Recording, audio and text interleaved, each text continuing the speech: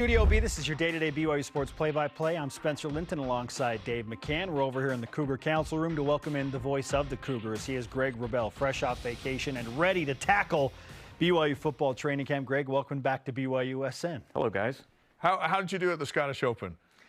Well, the Scottish Open was the week before I got to Scotland. The Open was last week. I did get to Royal Troon for the last 2 days of play. Nice. Down They didn't there. let you in the field. They Very just kept cool. you in the crowd. I was in the gallery. Yes, had some great seats. Really good time and Scottish weather to welcome me back. It felt like being in Edinburgh this morning, actually. So yeah, it was pretty awesome. Yeah, seriously. Yeah, rain for sure. That's fitting that you brought the weather back with you. Yeah. By the time training camp begins next week, we expect sunny, hot, and relentless. Yes. BYU football players ready to rock, because it feels like, Greg, for the last 3 months, all the players and coaches collectively have heard from national media is, well, BYU's not going to be good. They're going to be picked somewhere between 13th and 15th, and Vegas has them at 4.5 wins. So how do you feel like they are handling that type of expectation or lack thereof? Well, hopefully as well as basketball handled their preseason expectation this past year, and they were the surprise story in the Big 12. And in football, there's always a surprise story based on the preseason poll to how things shake out. And so BYU, I think, is latching onto the hopes that they are that surprise team. And much of the preseason expectation is based on an uncertainty.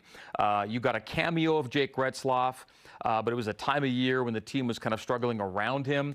And you haven't seen Gary Bohannon play football for a while, really. So there's a lot of unknown, I think. And I think if you're unknown at quarterback, that really tends to lead to uncertainty for your team fortunes as a whole. So once that part gets resolved, I think we'll see an identity develop pretty quickly for this BYU football team. So let's take that basketball analogy a little further. So they made noise by shooting the three, right? And again, toward the end of the season, they had to do a couple of different things, but that was their thing.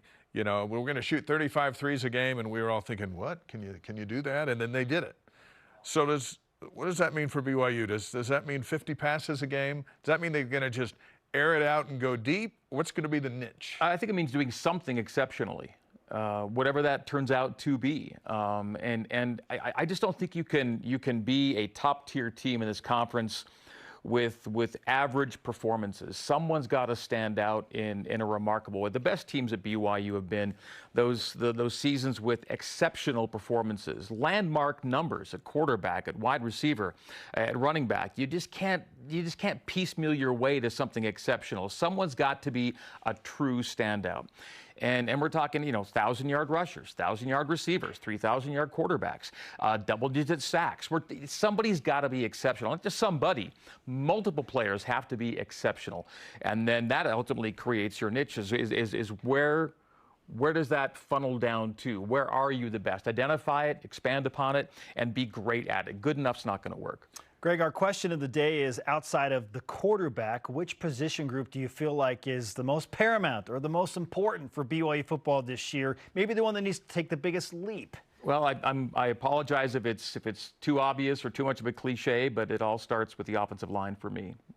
It's the one position group on offense that affects every other component of the offense. You really can't say that about the other groups, and so it really does start and finish there for me offensively. And I think that's where BYU has to take the greatest leap. That really is on the offensive side of the ball. That adds the intrigue to TJ Woods. Can a new coach come in and overnight turn guys who are returning into better players? Yeah, it sounds like, for the things I'm hearing from people close to the program is that his impact alone has already had definable results. Yeah. And of course, when it comes to games, we haven't seen that yet. But that appears to be a good first step. I love the fact that Connor Pay is back as kind of the linchpin anchor for that group. Others have to take steps from where they were. They may not be the deepest group right now. Hopefully that depth develops. But I think if they've got a solid 8, you can go into a season feeling pretty good about that group. If you've got 8 really good offensive linemen, that can be your rotation. Seems coming back from an offensive year which underperformed. Fall camp is so important every day. For like a regular starting quarterback to have every day to reboot an offense. So now you have 2 trying to figure that out while accomplishing the same goal. So how long can that really go on? Yeah, I would think if you're talking about 4 weeks of camp, the first 2 weeks are to to nail it down, and the next 2 weeks sort of get ready for that first game with your guy. I would think that by 2 weeks in, A-Rod's he may already have the idea, but I would think by 2 weeks in, you pretty much have concluded the competition, and your last 2 weeks get you that starter ready to go for game one. That being said, guys, the years of getting through a season, game 1 through 12 or 13 with one guy, they're few and far between now. You're probably going to need more than one. So while you may have a starter, that's not the only guy you're going to need this year. Yeah. And so at least 2, if not 3, really good options for BYU have to be, I think, solidified once camp is concluded. We chronicled that just recently in the last 14 years. If you include the bowl games, there have been 2 seasons in the last 14 where one quarterback started every game, including the bowl game. I think that one was Taysom Hill year, ironically, because he was the one that had difficulty getting through seasons. In 2013. And then Zach Wilson in 20. That's it, right? That is it. Yeah, that's very rare. That is crazy. Okay, so and if you take it back a little bit, it was before this recent era where you had that unparalleled continuity of John Beck and Max Hall, where over 6 seasons, I think you had a true starter miss 1 game. And then since then, it's been much more that rule. Yeah. Fascinating stuff for sure. So with the quarterback battle, you think 2 weeks in, everyone asks me this everywhere I go, Spencer, who's the starting quarterback? Does anybody have an edge? And I keep saying, well, Aaron Roderick has said clearly, whoever takes care of the ball and commands the attention of his team in the huddle will be the starting quarterback. Mm-hmm. Do either of those guys have a leg up in those categories right now? Because Retzlaff didn't turn it over in spring ball, and Gary's largely an unknown, but he's a commanding presence in the huddle. So where do you lean in? Yeah, Gary's got the resume, the portfolio, the past performances. It's been a while, but he did great things at a really high level. So Gary's got that. Can he get that back is the question. And then on Jake, it's an entirely different perspective altogether. I really liked what I kind of heard and saw from Jake in that cameo last year, but so many other things were kind of going sideways around him. I don't know how much he was helped by all of it. And he was getting his first looks, his first starts in a really tough phase of his season. But the other things, the under the radar kind of stuff about Jake Retzlaff was really impressive to me. Yeah. So, he doesn't have the performances that Gary's put forth, but he's got, the moxie angle covered. And I would just like to see the numbers now match that. And then Jake becomes kind of the whole picture once that happens. With Gary, an unknown to me too. I just haven't had the exposure to him yet beyond what I've called a couple of his games as an opponent, right? So I'm truly going into this intrigued. I think it's a compelling competition, and I'm fascinated to see who ends up winning it. We were talking the other day that the excitement around a new football season and with camp starting and all that stuff and the build up to August 31st. But the really most interesting show will be our respective post-game shows on August 31st. What answers do you anticipate mulling over? Well, you start with an FCS home game, right? So it's one you have to win, and ideally win handily. Now that said, Southern Illinois is a top 10 FCS program. They get into the postseason. It's a really good team, but one you've got to. I think in the seasons where you've got some concerns, that first game might give you more than you want to know. Unless it's a really solid, kind of dominant performance. You have to handle it, and handle it well, because you're on the road for the next 2 weeks at SMU and at Wyoming, and neither one of those will be considered a gimme. I think ultimately it's how handily does BYU handle business on that first game against a decent opponent. How about the Sam Houston game last year?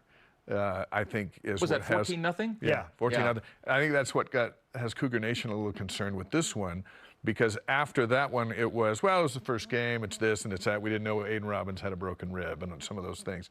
But then those problems that were actually in that game kind of went through the season. Yeah, and you could argue the Portland State game a few years back, 20-7, I think, was the game. So, again, the 20 was the concern. And against Sam Houston, the 14 was the concern. And you saw in both those years, 17 and 23, how the offense really struggled. That was who they were. That was kind of a sign of the struggles. Yeah. And so, at least offensively, you want BYU to be around an average performance against an FCS opponent, which is in the 40s. That's where you want to be, and that's a pretty good sign from game one of how this offense may or may not turn out to be, is can you reach those historical averages, which are in the 40s, when playing an FCS opponent? Greg, what would be considered a legitimate step forward? And I ask that because there are several fans that feel like, well, just get to a bowl game and that's good enough. But what if BYU goes to a bowl game and they lose a bowl game and they're 6-7 and they have back-to-back, technically speaking, losing seasons? To me, that's like, I don't know if that's enough. I'd like to see BYU win 7 games to call it a legitimate step forward. Where do you fall in that line of questioning? I'm in the get to the bowl game camp right now. Okay. Yeah, and if you're good enough to get to it, you're probably good enough to win it. And so, yeah, I think being 5-2 last year and not getting there, so there was nothing was. You couldn't count on the bowl game last year. Even at 3-0 you couldn't, and at 5-2 you couldn't. Right. So does anybody expect to be 3-0 and 5-2 at any point this year? Maybe not. But you've got to still find a way to get to 6, which they couldn't do last year. And so to me, yeah, it's getting to the postseason. Yeah. And then again, if you're good enough to get there, hopefully you're good enough to win it. Yeah. Yeah, and beat the Utes. Dave's got to sneak that in there. That's always on the hopefully that's one of your 6, right? Yeah. I mean, getting to 6. I think last year was really instructive, right? It proved how they were there. They were there with a lot of room to spare. Even at the end, the last 2 games they were there. Right, and just couldn't. So yeah, just find a way to get over that hump, get yourself back to the postseason. Yeah. Greg, good stuff. Great to have you with us. Well, it's good to be here, guys. Hey, by the way, in Scotland, how many Go Cougs shout-outs did you get? I think I was the one doing it more than anyone else. Yeah.